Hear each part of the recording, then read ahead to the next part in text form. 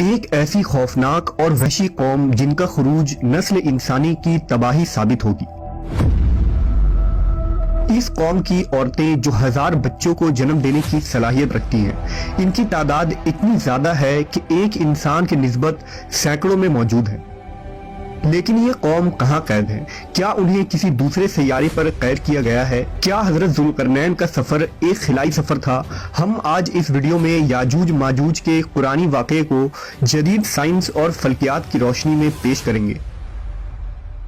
ذوالقرنین اللہ کے ایک نیک بندے اور بادشاہ تھے جنہیں دنیا کے بڑے حصے پر حکومت عطا کی گئی تھی۔ قرآن مجید میں ذوالقرنین کے 3 سفروں کا حال بیان ہوا ہے۔ یہ سفر انتہائی عجیب اور عبرت خیز ہے۔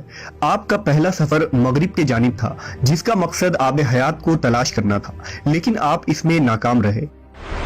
آپ نے دوسرا سفر مشرق کی طرف کیا جہاں سورج طلوع ہو رہا تھا، جہاں آپ نے ایک خانہ بدوش اور غیر مہذب قوم کی مدد کی۔ تیسرا اور سب سے عجیب و غریب سفر شمال کی جانب تھا۔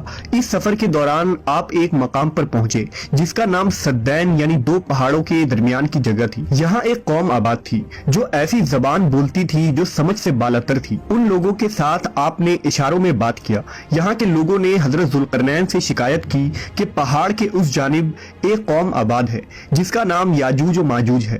یہ لوگ خوب فساد مچاتے اور ہم پر ظلم کرتے ہیں، لہٰذا آپ ان کے خلاف کارروائی کریں اور ہماری مدد فرمائیں۔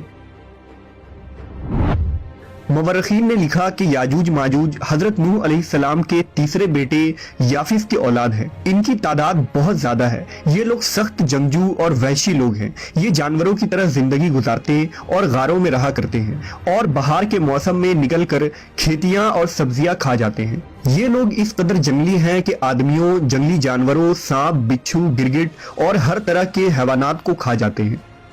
لہذا حضرت ذوالقرنین سے ان لوگوں نے فریاد کی کہ آپ ہمیں یاجوج ماجوج کے شر سے بچائیں، اس کے بدلے ہم آپ کو کچھ مال دے دیں گے۔ اس پر حضرت ذوالقرنین نے فرمایا، مجھے تمہارے مال کی ضرورت نہیں ہے، اللہ نے مجھے سب کچھ دیا ہے، بس تم لوگ میری مدد کرو تاکہ میں ان 2 پہاڑوں کے درمیان ایک دیوار بنا سکوں۔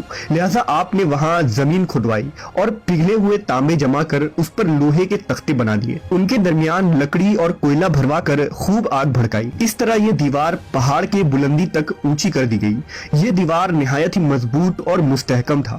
اب یاجوج ماجوج دیوار کے اس پار قید ہو چکے تھے اور ان کا انسانی آبادی کی طرف آنا تقریباً ناممکن تھا۔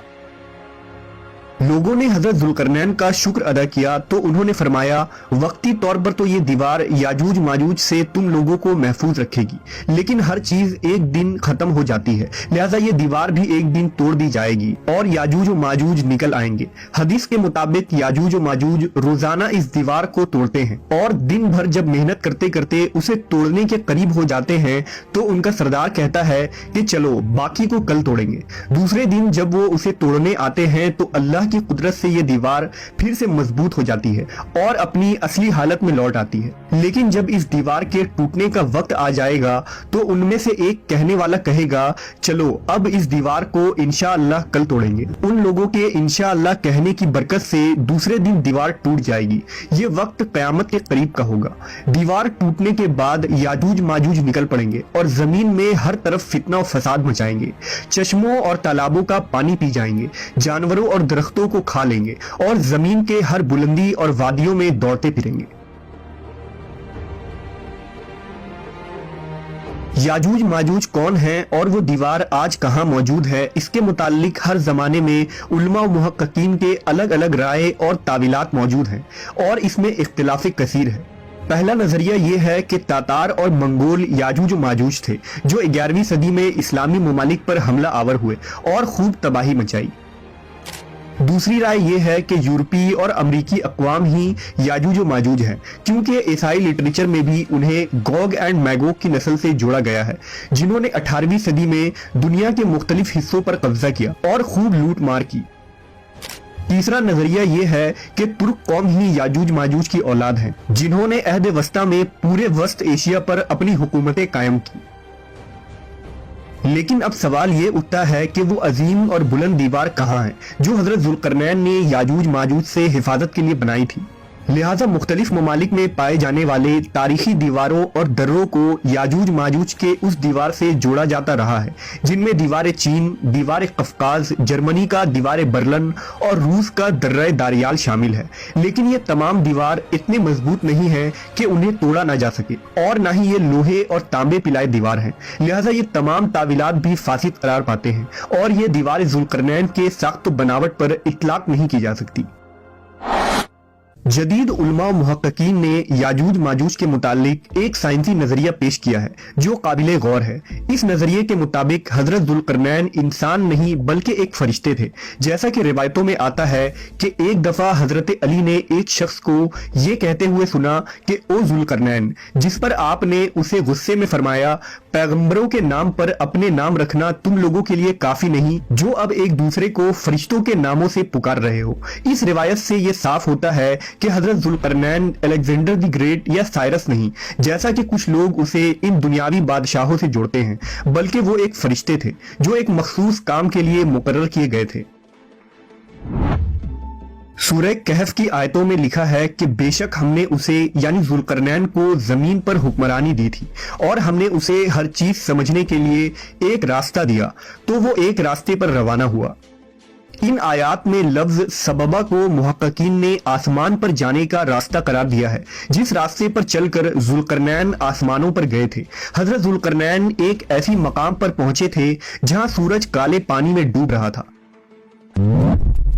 जबकि आज हम जानते हैं कि सूरज गुरूब नहीं होता बल्कि वो भी जमीन की तरह अपने मदार पर गर्दिश कर रहा है। ऐन मुमकिन है कि हजरत जुल्करनैन उस रास्ते पर चलते हुए ऐसी जगह पहुंच गए थे जहां सूरज गुरूब हो रहा था, जहां सूरज एक काले पानी में डूब रहा था। मुहक्किकीन ने उस काले पानी को ब्लैक होल करार दिया है, चूंकि 1400 साल कबल लोग ब्लैक होल से नावाकिफ थे, इसलिए इसके लिए काले पानी का लफ्ज इस्तेमाल हुआ। हजरत जुल्करनैन के तीसरे सफर के मुतालिक ये जिक्र हुआ है कि वो एक ऐसे मकाम पर पहुंचे थे जहां दो सद यानी रुकावट के बीच एक कौम आबाद थे।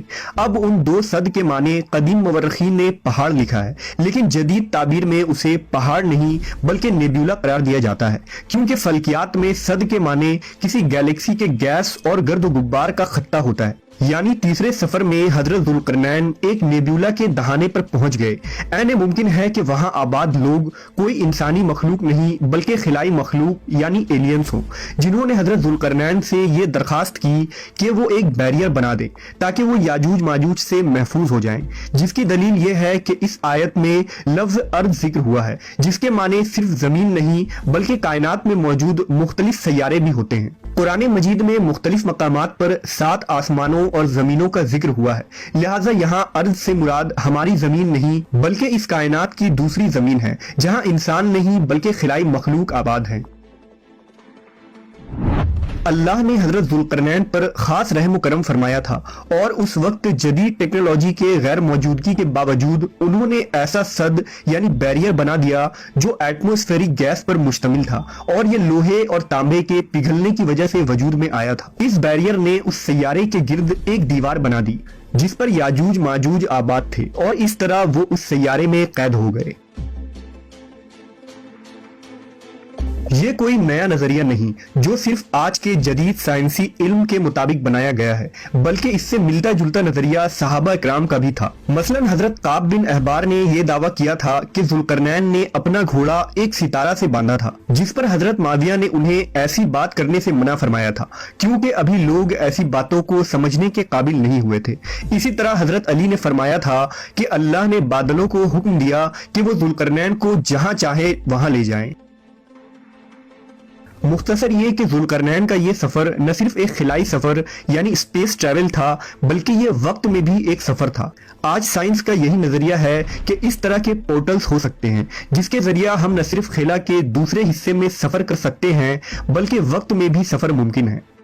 ये ऐन मुमकिन है कि याजूज माजूज एलियंस हो जो किसी और प्लैनेट्स या डायमेंशन में कैद हो, क्योंकि हमारी ये दुनिया जिसकी आबादी आज अरबों तक पहुंच चुकी है, ऐसे में याजूज माजूज की इतनी बड़ी तादाद जो झीलों में मौजूद पानी तक को खत्म कर देंगी, उनका इस दुनिया में मौजूद होना मुमकिन नहीं है। नेज ये कि आज दुनिया के हर इलाके बर्रे आजम और जजीरों की दरियाफ्त हो चुकी है।